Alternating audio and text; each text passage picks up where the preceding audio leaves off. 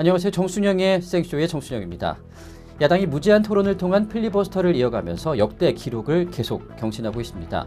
지난 23일 정의화 국회의장이 직권상정한 테러방지법의 본회의 처리를 막기 위해 야당이 오후 7시 5분쯤 국회 본회의장에서 무제한 토론에 나섰습니다.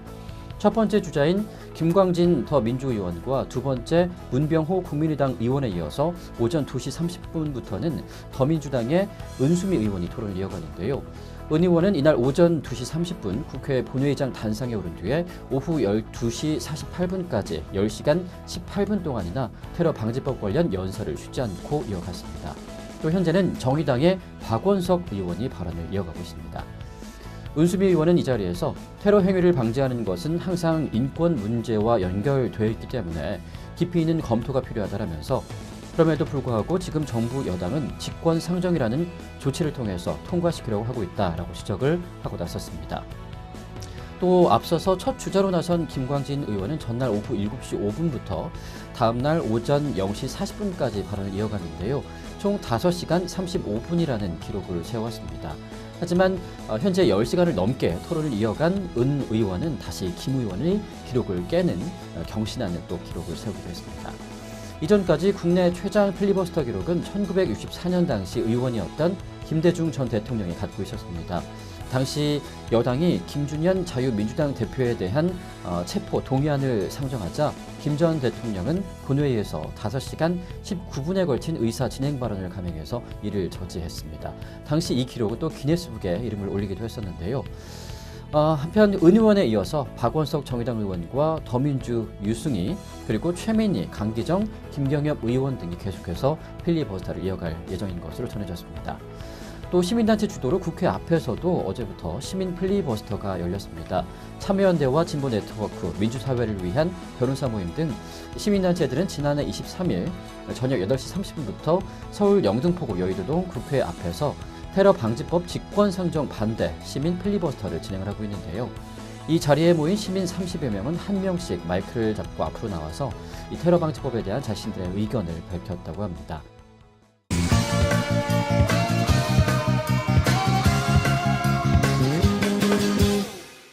이승우가 풀타임을 소화하면서 팀의 8강 진출을 이끌었습니다.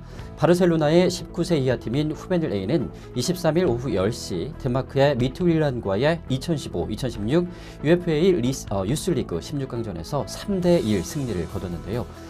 이 경기에서 이승우는 중앙 공격수로 또 백승호는 오른쪽 측면 공격수로 나섰습니다.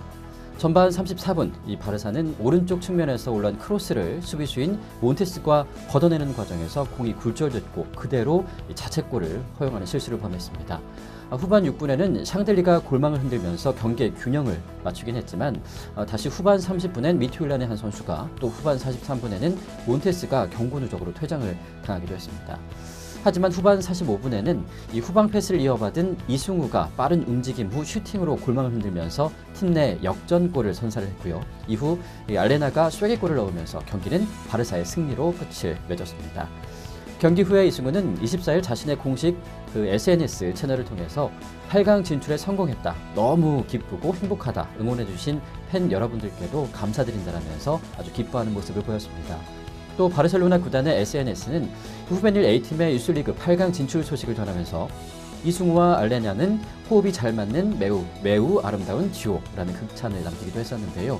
이 밖에도 일본 축구 전문 매체 사커킹은 22일 이 바르셀로나 일근 승격도 보였다. 제2의 사비 한국 미드필더 백승호 기대라는 제목으로 백승호의 바르셀로나 2부 리그 출전 소식을 보도하기도 했습니다. 이렇게 백승호와 이승우는 바르셀로나의 모든 경기에 출전을 불허한 피파의 징계 때문에 올 시즌 시작할 때 유럽 유스리그에 출전 가능한 바르셀로나 등록 선수 명단에 이름을 올리지 못했었습니다. 그러다가 지난 1월 피파의 징계가 풀리면서 백승호와 이승우 선수는 겨울 추가 등록 기간을 이용해서 2015-2016 시즌 유럽 유스리그에 출전할 수 있는 자격을 얻게 됐는데요. 정말 이 선수들 이제 점점 꽃이 활짝 피고 있지 않나 이런 생각이 듭니다. 앞으로도 더욱더 많은 경기에서 정말 시원한 골 선보여주길 기대해 보겠습니다.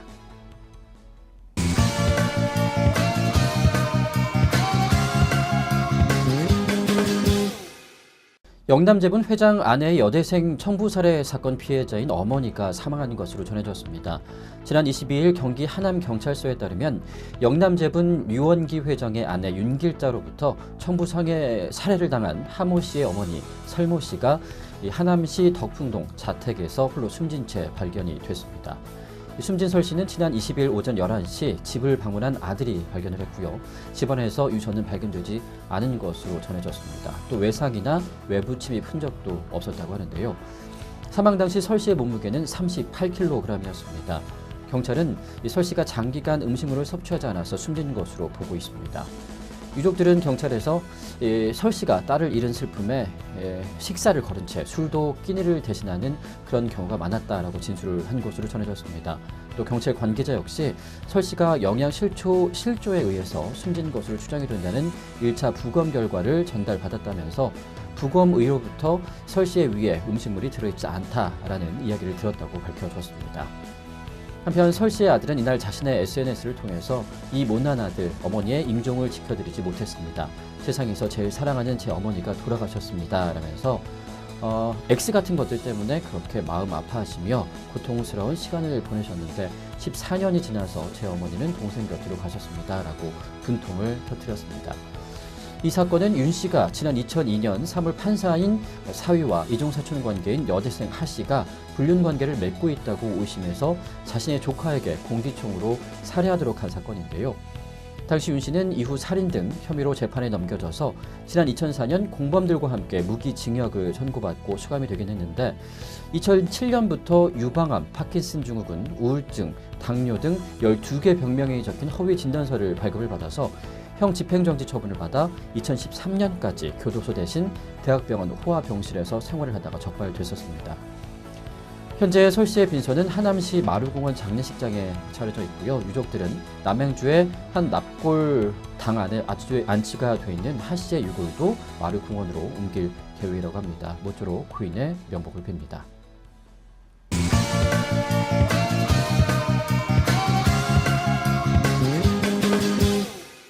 JTBC 슈가맨의 가수 정유령이 시청자들에게 아름다운 추억을 선사했습니다. 23일 오후 방송된 JTBC 트위 프로젝트 슈가맨에서는 가을동화 OST의 기도의 정유령 그리고 그녀의 연인에게의 K2 김성면이 슈가맨으로 출연을 했는데요.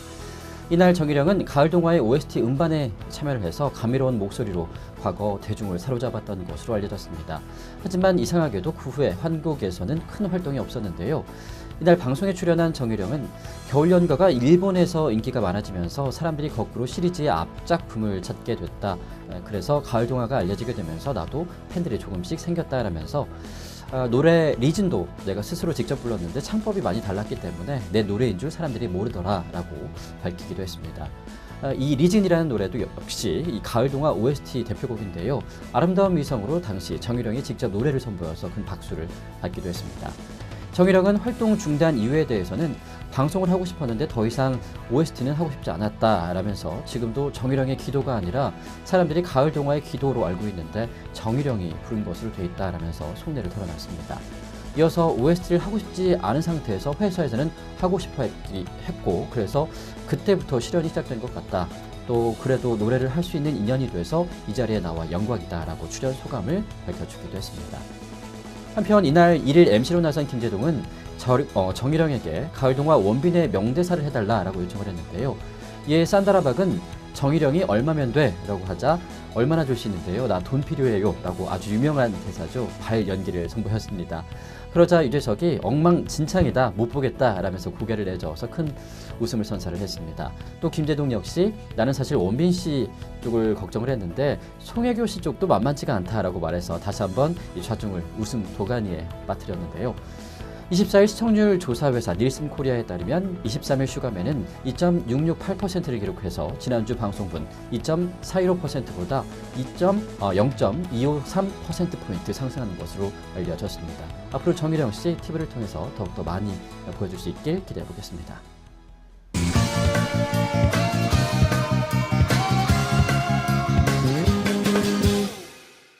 걸그룹 레이디스 코드가 고 리세 은비에게 마음을 전하면서 눈물을 쏟았습니다. 레이디스 코드는 24일 오전 11시 서울 서초구 더 리버사이드 호텔 콘서트홀에서 싱글 앨범 미스터리 컴백 기자 간담회를 열었습니다.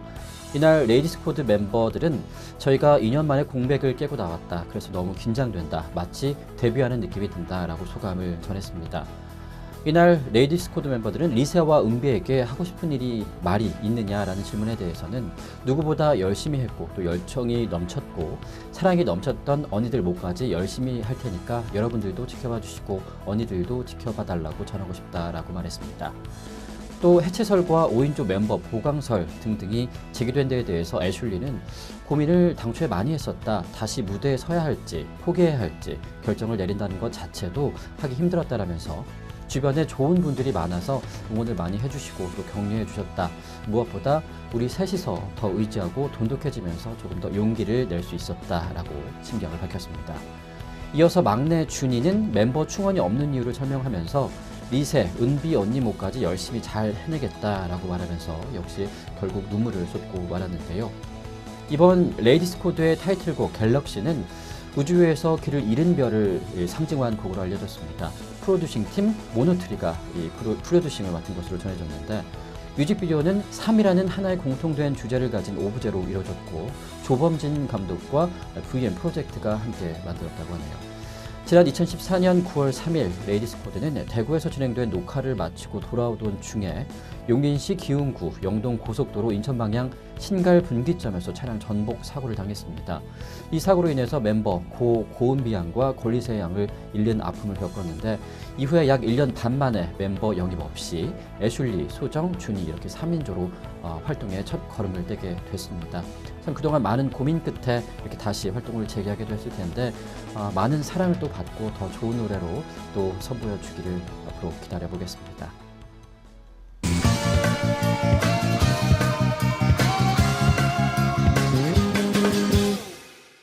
김용남 새누리당 의원이 24일 필리버스터를 이어가고 있는 은수미 더불어민주당 의원에게 막말을 해서 논란이 일고 있습니다. 발언을 이어가던 은수미 의원이 노동 문제를 언급을 하자 김용남 의원이 강력하게 항의를 했다는 건데요. 당시 정가비운 국회의장도 가능하면 의제에 관련된 이야기를 해달라라고 당부한 것으로 전해졌습니다. 그러자 은수미 의원은 왜 삿대질을 하고 소리를 지르느냐라면서 김용남 의원이 그런다고 공천 못 받아요 라고 말했다면서 사과를 요구하고 나섰습니다. 또 이에 대해서 또 은수미 의원은 김용남 의원을 향해서 김 의원은 공천에 따라서 행동하는지 모르겠지만 나는 아니다 라고 강조를 하기도 했습니다. 이 광경을 지켜본 한 네티즌은 자신의 SNS를 통해서 1. 김용남 의원은 공천이 세상의 전부인가? 2. 은수미 의원은 공천을 신경 쓰지 않는다라는 글을 남겨서 추천수를 많이 받기도 했는데요. 한편 박근혜 대통령은 24일 야당이 집권 상정된 테러방지법의 국회 통과를 저지하기 위해서 무한 필리버스터를 이어가고 있는 것에 대해 그 어떤 나라에서도 있을 수 없는 기가 막힌 현상들이라고 밝혔습니다. 박 대통령은 이날 오전 청와대에서 주재한 제8차 국민경제자문회의에서 사회가 불안하고 어디서 테러가 터질지도 모르는 상황에서 경제가 발전할 수 있겠느냐라면서 그렇기 때문에 이게 따로따로의 일이 아니라 다 경제 살리기와 연결이 되는 일이라고 지적을 했습니다. 하지만 일각에서는 이 필리버스터는 지난 2012년 18대 국회 막판에 국회법을 개정해서 이른바 국회 선진화법이 입법이 될 때 재도입이 됐기 때문에 현재 여당의 전신이 그 주체이므로 대통령의 기막힌 현상들이라는 발언은 조금 부적절하지 않느냐라는 시각도 있는데요. 이 밖에도 미국 민주당 유력 대선 후보이죠. 버니 샌더스 연방 상원 의원 역시 지난 2010년 12월 10일 부유층에 대한 세금 감면 연장안을 막기 위해서 8시간 37분 동안이나 연설을 했습니다.